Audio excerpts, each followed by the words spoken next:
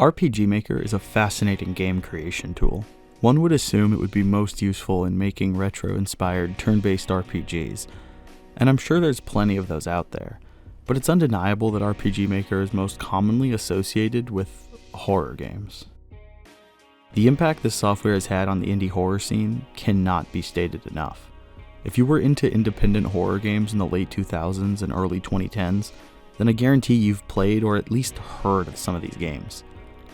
A lot of RPG Maker horror games got really popular and are still relevant today, receiving new games and console ports and merch. Like, I'm very sure you're all aware of Ao Oni. I even made a video about this series a long time ago. It's bad, don't watch it. This series has become a cultural phenomenon in Japan. That's what a lot of RPG Maker horror games have in common. Most of them are Japanese. It becomes very apparent as a majority of the most popular ones have very anime-esque art styles. Hell, some of them have even been adapted into anime series. So now you're aware of the basics of RPG Maker horror games. They're usually top-down puzzle-solving games with heavy emphasis on story and characters. I'm not ashamed to admit, I had a huge RPG Maker horror game phase when I was younger. I played all the popular ones. I'm talking Yume Nikki, Ao Oni, Corpse Party, The Witch's House, Mad Father. But for some reason, there's always been one that's stuck with me. I can't quite figure out why. But one in particular has always been my favorite, and I think about it all the time.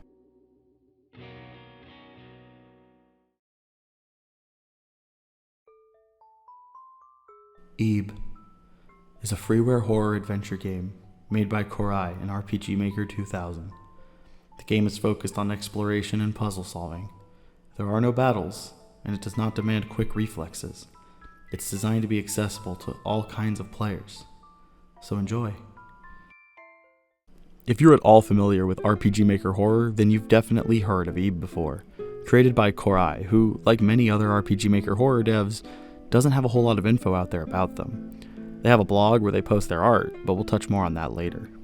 Ib released in 2012 as a freeware title, like most RPG Maker horror games, although a few years later it received a remake on consoles and Steam. This is the version of the game we'll be playing for this video. I know it's divided among fans, but I generally prefer the art direction in the remake.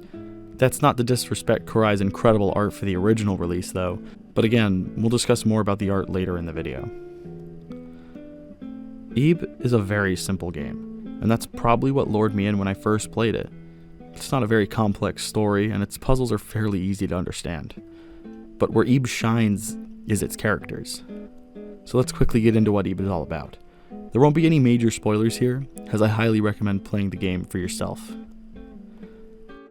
A young girl named Ib visits an art gallery with her parents. While observing the many exhibits, she suddenly realizes she is alone, and in her search for others, she finds things awry in the gallery. Ib has an incredible setup. As described, the game follows the young girl as she walks through an art gallery. The works of Guartana. You're able to walk through the entire gallery and examine every painting. One of my favorite aspects here is how the game presents Ib's age. A lot of the words on the plaques for the paintings seem to be blurred out. This is because Ib, being a small child, doesn't understand what these words mean. But walking through the entire gallery will eventually bring you to an ominous painting. One that beckons for you. Come, Ib. After this moment, the entire gallery is empty and dark. And sure, slightly spooky things start to happen, but the real horrors of this gallery begin when you take a step inside one of the paintings and get taken to another world. The dark and twisted world of Guartana quite literally comes to life. Paintings leap off the walls to attack you, paintings will speak to you, paintings will try and kill you. The art is alive, and it's not always clear if something is a threat or not. It's a bizarre nightmare world that also comes off as whimsical in a way. Ib is put through some absolutely terrifying situations here, but a lot of the gallery can also come off as harmless, just strange. That being said, Ib does have a health bar in the form of a red rose she finds. When you take damage, the rose loses its petals, and you can restore your health by finding vases of water. Thankfully though, you don't have to endure the horrors of this place on your own. You soon run into an unconscious man laying on the ground. After finding a blue rose and putting it into a vase, he wakes up and joins you on your adventure. His name is Gary, and I absolutely love him. His character design is just incredible. He just ever so slightly stands out with his messy hair and ragged jacket. Kinda looks like that one guy from Danganronpa. Gary's great though. He's very kind and caring and tries his hardest to keep you safe, even if it seems like the madness of the place is getting to his head. For example, there's these cute bunny dolls all around. You comment on how cute you think they are, but Gary always responds that he's creeped out by them. In a later point in the game, once you're separated from Gary, he finds himself in a room full of them, and it finally makes sense. Gary sees these dolls in a very different way, and this part of the game is a standout. Needing to find the key in this room before the huge doll comes out of the painting.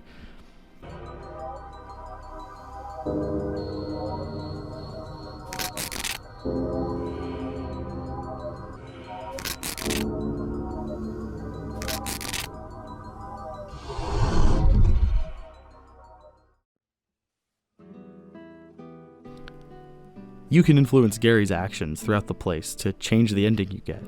In typical RPG Maker fashion, there's multiple endings to go after in Ebe.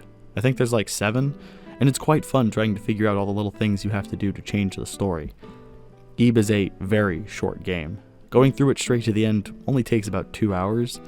There is another character you meet in the gallery, and their impact on the story is quite significant.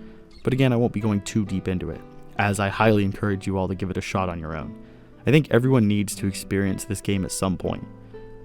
The remake I've been playing here is available on Steam and consoles, but the original freeware version is still available to go download. There's a few differences, but it's mostly the same game. One of the biggest changes comes in the game's art.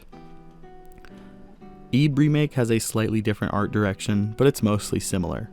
The art in the remake feels just a bit more refined. I personally prefer it, but I understand why people would like the rough-looking, sketchy style of the original art more. The art of Ebe is one of its most defining features. Ebe herself has an incredibly memorable design with that school uniform and those bright red eyes. The gallery itself is also full of incredible artwork. The paintings on the wall, the statues all over the place, even the whimsical crayon world you find yourself in near the end. One of the game's strongest aspects is its art direction. And, well, that's Ebe. I told you it would be a fairly simple rundown. Seriously, I urge you all, if you haven't played it, go play it right now. Whether it be the freeware version or the remake on consoles. Ebe is my favorite RPG Maker game of all time, and hopefully once you play it, you'll really understand why.